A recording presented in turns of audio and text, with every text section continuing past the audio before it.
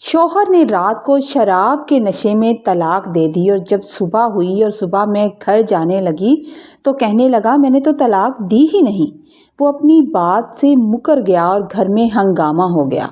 میری بیوہ ماں کو بلایا گیا تو میری ساس کہنے لگی یہ تو بسنا ہی نہیں چاہتی تھی، جس دن سے آئی ہے اس کی حرکتیں مجھے ٹھیک نہیں لگتی، جھوٹ بول رہی ہے، میرے بیٹے نے تو طلاق دی ہی نہیں۔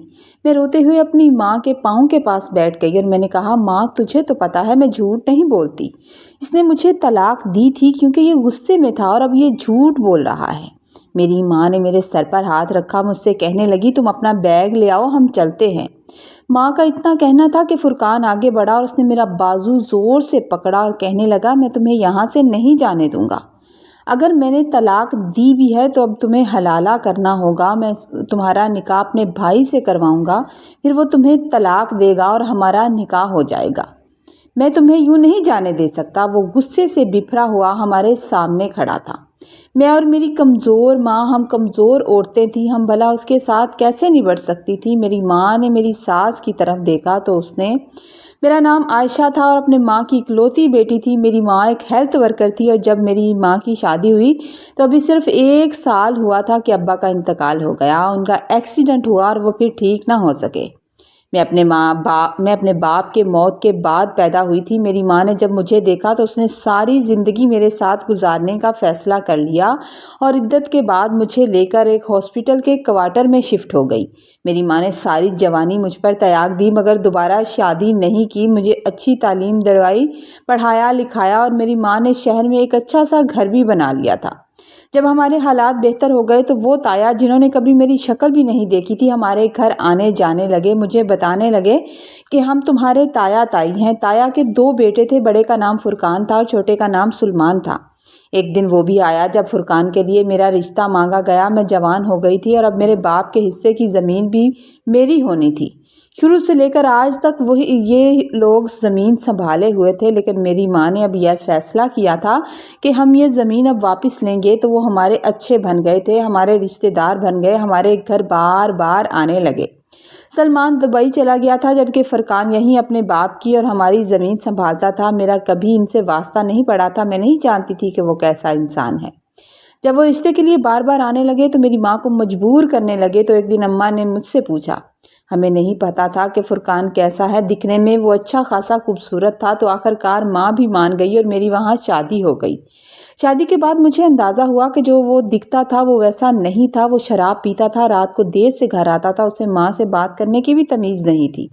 میں اگر اسے کبھی نشے سے روکتی تو وہ مجھ پر ہاتھ بھی اٹھا دیتا تھا۔ میں اکثر اپنی پریشانیاں چھپا لیا کرتی تھی اور ماں کو نہیں بتاتی تھی کیونکہ میری ماں نے ساری زندگی اکیلے گزاری تھی اور میں نہیں چاہتی تھی کہ وہ میری وجہ سے پریشان ہو۔ وہ جب بھی مجھ سے پوچھتی تو میں کہتی کہ ہاں سب ٹھیک ہے، سب اچھا ہے، میں بہت خوش ہوں۔ میری ساس جو میری تائی بھی تھی اب وہ اپنی اصلیت دکھانے لگی تھی، اگر بیٹا غلطی بھی کرتا تو وہ اسی کی سائیڈ لیتی اور اسے سمجھاتی نہیں تھی۔ شادی کے 3 سال گزر گئے تو ماں کہنے لگی میں چاہتی ہوں تمہارا چیک اپ ہو جائے، اللہ تمہیں اولاد دے دے تو تمہارا بھی دل لگا رہے گا۔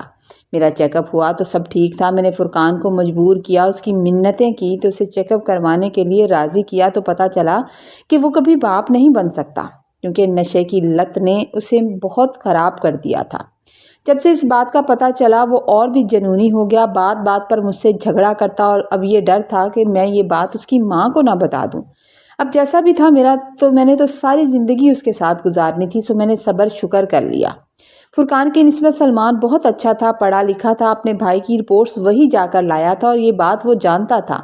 اس نے 1-2 بار فرقان سے کہا کہ تم میرے ساتھ دبئی چلو، وہاں میرا ایک دوست بہت اچھا ڈاکٹر ہے، اس سے تمہارا علاج کرواتا ہوں، مگر فرقان نے اسے بھی ڈانٹ دیا اور اس سے جھگڑا کر لیا، چنانچہ اب وہ بھی چپ چاپ دبئی واپس چلا گیا۔ آج رات بھی جب فرقان نشے میں آیا اور آ کر بیڈ پر لیٹ گیا اور کافی دیر سوتا رہا، میں بیٹھی اسے دیکھ رہی تھی، آنکھوں سے آنسو بہہ رہے تھے۔ اچانک وہ نیند سے بیدار ہوا اور میری طرف دیکھ کر کہنے لگا اٹھو میرے لیے کھانا لے کر آؤ۔ میں اس کے چہرے کی طرف دیکھ رہی تھی تو مجھے کہنے لگا ایسے کیا دیکھ رہی ہو اور یہ کیا تم ہر وقت نحوست پھیلائے رکھتی ہو۔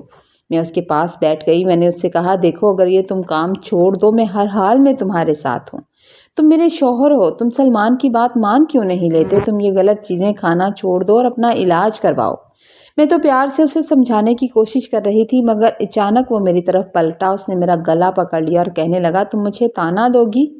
جھوٹی رپورٹس ہیں ساری، تم ہی بانجھ ہو اور نام میرا لگاتی ہو، تم جیسی گندی عورت کو میں اپنے ساتھ رکھنا ہی نہیں چاہتا، میرے لیے اور بہت ہیں، دفع ہو جاؤ تم یہاں سے، میں تمہیں طلاق دیتا ہوں۔ میں کانپتے ہوئے آگے بڑھی تھی اس کے منہ پر ہاتھ رکھ سکوں مگر اس نے 3 بار کہہ دیا تھا اور پھر مجھے پاؤں سے ٹھوکر ماری اور چلا گیا۔ اس وقت رات کے 3 بج رہے تھے، میں اس وقت کہیں نہیں جا سکتی تھی۔ میں بیٹھ کر رونے لگی، پھر آگے بڑھ کر دروازے کی کنڈی لگا دی۔ صبح جیسے ہی 6 بجے میں نے اپنا سامان پیک کرنا شروع کر دیا تھا۔ میری ساس نے مجھے ناشتہ بنانے کے لیے آواز دی تو میں بیگ لیے باہر آئی تھی۔ میرے کمرے سے نکل کر فرقان ماں کے کمرے میں سو گیا تھا۔ میری ساس نے ایک ہاتھ میں پکڑے میرے بیگ کی طرف دیکھا اور عجیب سی نظر سے دیکھ کر کہنے لگی بی بی کہاں کی تیاری ہے؟ تو میں نے آہستہ سی آواز میں کہا تھا کہ آپ کے بیٹے نے مجھے طلاق دے دی ہے۔ میری بات سن کر وہ جلدی سے اپنی جگہ سے اٹھ کھڑی ہوئی اور فرقان فرقان پکارنے لگی۔ فرقان آنکھیں ملتا ہوا ماں کے کمرے سے نکلا۔ جب ماں نے اس سے پوچھا تو ایک لمحے کے لیے ہڑبڑایا، پھر کہنے لگا میں نے تو کوئی طلاق نہیں دی۔ اتنی دیر میں تایا ابا بھی اپنے کمرے سے نکل آئے تھے۔ میں بار بار کہہ رہی تھی کہ اس نے مجھے طلاق دی ہے مگر کوئی میری بات ماننے کو تیار نہیں تھا۔ تو تایا ابا نے اماں کو کال کر لی۔ سر جھکائے میری ماں آئی تھی۔ جب ساری بات کھلی تو فرقان یہ ماننے کو تیار نہیں تھا کیونکہ وہ جانتا تھا کہ اگر میں چلی گئی تو میرے باپ کی زمین پر وہ جو عیش کرتا ہے وہ اب نہیں رہے گی۔ اس لیے سب لوگ اس بات سے مکر رہے تھے۔ جب میں نے کہا کہ تم قسم اٹھاؤ خانہ کعبہ کی طرف منہ کر کے بولو تم نے مجھے طلاق نہیں دی اور تم اتنے نشے میں نہیں تھے، تو وہ ہڑبڑا گیا اور کہنے لگا ٹھیک ہے اگر دی بھی ہے تو ہم حلالہ کر لیں گے۔ میری ساس بھی میری ماں کو باتیں سنانے لگی کہ اس کے تو نخرے ہی بہت ہیں، یہ تو ہم ہی برداشت کرتے رہے ہیں، یہ تو میرے بیٹے کے ساتھ رہنا نہیں چاہتی تھی، تھوڑا سا کام کرتی تھی اور پھر کمرے میں جا کر موبائل پر مصروف ہو جاتی تھی، یہ تو ہمارا ظرف ہے کہ برداشت کرتے رہے۔ اپنا خون جو تھا اور ہے بھی بے اولاد، کون سوچتا ہے کسی کے بارے میں اتنا جتنا ہم نے سوچا؟ ہم نے تو کبھی اسے بانجھ ہونے کا طعنہ بھی نہیں دیا۔ اب کون سا میرا اس شخص سے رشتہ رہا تھا جو میں اس کا راز رکھتی؟ میں نے فوراً سے کہہ دیا کہ بانجھ میں نہیں ہوں، آپ کا بیٹا ہے، یہ راز سلمان جانتا ہے، آپ اس سے پوچھ لیں۔ میری ساس حیران ہو کر میری طرف دیکھنے لگی اور میری ماں بھی حیران پریشان مجھے دیکھ رہی تھی۔ فرقان غصے سے میری طرف بڑھا، وہ مجھے مارنا چاہتا تھا کہ میری ماں آگے آ گئی۔ بس فرقان اب مزید نہیں، یہ میرے ساتھ جا رہی ہے۔ میری ماں مجھے وہاں سے لے آئی تھی۔ گھر آ کر میں ماں کے گلے لگ گئی اور بہت روئی۔ میری ماں بھی میرے صبر پر حیران تھی کہ میں نے کتنی بڑی بڑی باتیں اپنی ماں سے چھپا رکھی تھی۔ اسی طرح کچھ دنوں کے بعد وہ اکثر ہمارے گھر کے باہر آ جاتا تھا، ہنگامہ کرتا تھا، لوگوں سے کہتا تھا کہ اس نے مجھے طلاق نہیں دی، میں جھوٹ بولتی ہوں اور میرا کسی کے ساتھ چکر ہے۔ وہ سب سے بہت غلط باتیں کرنے لگا۔ میں اور میری ماں خاموش تماشائی دیکھتے رہتے۔ اماں اب مجھے گھر اکیلے چھوڑ کر جانے سے بھی ڈرتی تھی کہ کہیں پیچھے سے وہ آ نہ جائے۔ میری تائی بھی ہمارے رشتہ داروں سے یہی کہتی تھی کہ میں اچھی لڑکی نہیں تھی اور طلاق نہیں دی گئی۔ جب لوگ باتیں کرتے تو کبھی کبھار میں بہت دکھی ہو جاتی اور کسی لمحے تو مجھے لگتا کہ مجھے اپنی جان دے دینی چاہیے، مگر میری ماں مجھے سمجھاتی تھی کہ صبر کرو، اللہ خیر کرے گا، اللہ بہتر کرے گا۔ ایک دن ہم دونوں ماں بیٹی بازار گئے تو وہاں ہمیں فرقان نظر آ گیا۔ وہ ہمارا پیچھا کرنے لگا اور غلط سلط باتیں کرنے لگا۔ ان دنوں سلمان بھی چھٹی آیا ہوا تھا۔ اس نے فرقان کو دیکھ لیا تو ہماری طرف آیا، اس نے ماں سے سلام لیا اور اپنے بھائی کو پکڑ کر لے کر جانے لگا، مگر اس دن بھی شاید فرقان نشے میں تھا اور غصے سے کہتا ہوا بار بار ہماری طرف آ رہا تھا، جبکہ سلمان زبردستی اسے لے کر چلا گیا۔ ہم دونوں ماں بیٹی گھر آ گئے اور میں کافی دیر روتی رہی۔ جیسے ہی مغرب کا ٹائم ہوا دروازہ بجا، میں نے دروازہ کھولا تو باہر سلمان کھڑا تھا۔ مجھے کہنے لگا کیا میں اندر آ سکتا ہوں؟ تو میں نے راستہ دے دیا تھا۔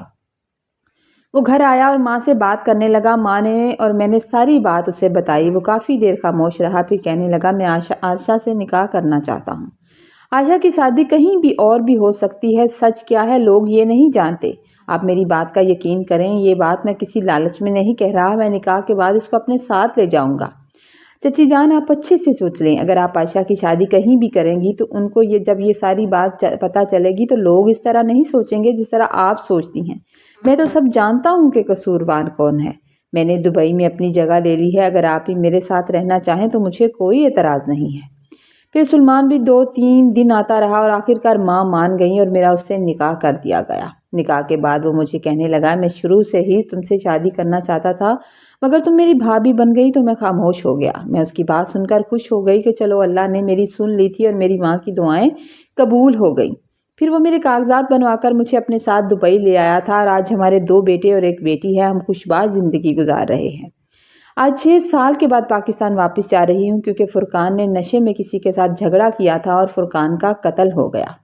ساس اور سسر بھی اکیلے ہو گئے ہیں اور میری ماں بھی اب بوڑھی ہو گئی ہے، اس لیے میں اور بچوں کو سلمان پاکستان لے کر جا رہے ہیں۔ سلمان کی آنکھوں سے بار بار آنسو گر رہے تھے۔ جیسا بھی تھا وہ اس کا بڑا بھائی تھا، جبکہ میں خاموشی سے اس کے پاس ساتھ بیٹھی اسے تسلی دے رہی تھی۔ سچ کہتے ہیں نشے سے دور رہنا چاہیے اور جو لوگ آپ کو اس کی طرف لگاتے ہیں وہ آپ کے سگے نہیں ہوتے۔ نشہ نہ صرف انسان کی عقل کو مفلوج کر دیتا ہے بلکہ ہنستے بستے گھروں کو بھی برباد کر دیتا ہے، اس لیے ہمیشہ برائی سے بچیں، صبر کا دامن تھامے رکھیں۔ اللہ تعالیٰ صبر کرنے والوں کو کبھی تنہا نہیں چھوڑتا اور کسی نہ کسی صورت میں ان کے لیے خوشیوں کے دروازے ضرور کھولتا ہے، جبکہ گناہ اور تکبر کا انجام ہمیشہ رسوائی اور پچھتاوا ہوتا ہے۔ باقی کہانی اچھی لگے تو چینل کو سبسکرائب کرنا مت بھولیں، پیارا سا کمنٹ کریں، شیئر کریں۔